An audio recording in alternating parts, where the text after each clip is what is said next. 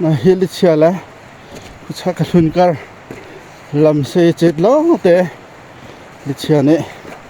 thing an kan dot piak e ki bak hin se phoi lo khen thing don lo chun cycle apil di tok hen thok ni sa maka hin chun kan hai he chho har tak ni kha kai lai nin he kai ma long ka se kai ma long ka kho lo cha Lichia in kan nào le pahnih ne ang wal pahnih nan ka bok ne to he kal to ma le se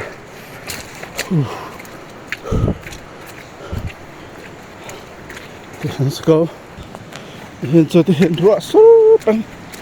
sur tak laga se phoi lo ba tak trong to ka bom ha se le cho bu shi chang ko ha ma hi se go thì hiện dấu tụi lo làm giống rất sợ lắm hay rồi mà hết chỉnh tăng thì cả lẽ mà bác hết let's go hết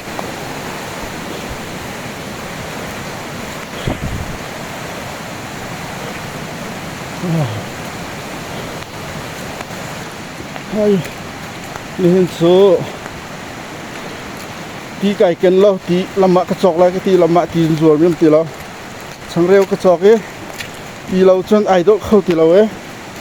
hồ tham tak sao chẳng phải thế thì ba thì là làm bên cái gì sẽ làm hai tiền sẽ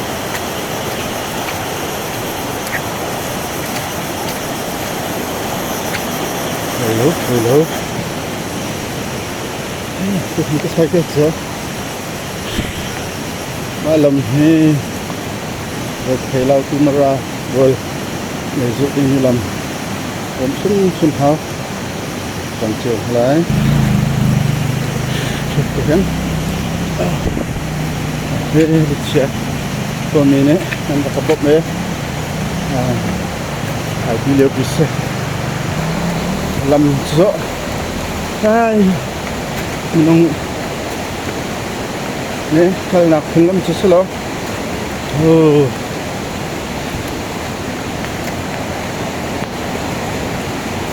Hên chưa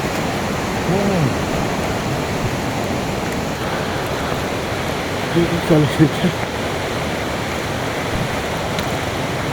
bóng bắt khi gai sẽ có cái thâu tung tru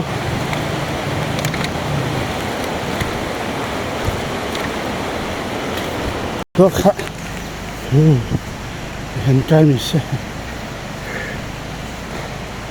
cái khó đến chưa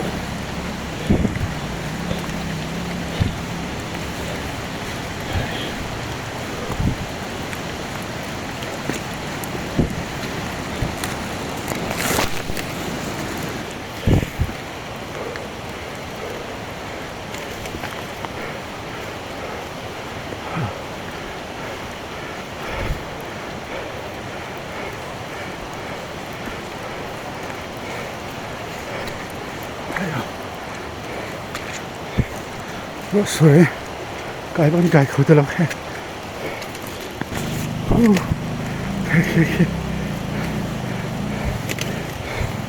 phải đó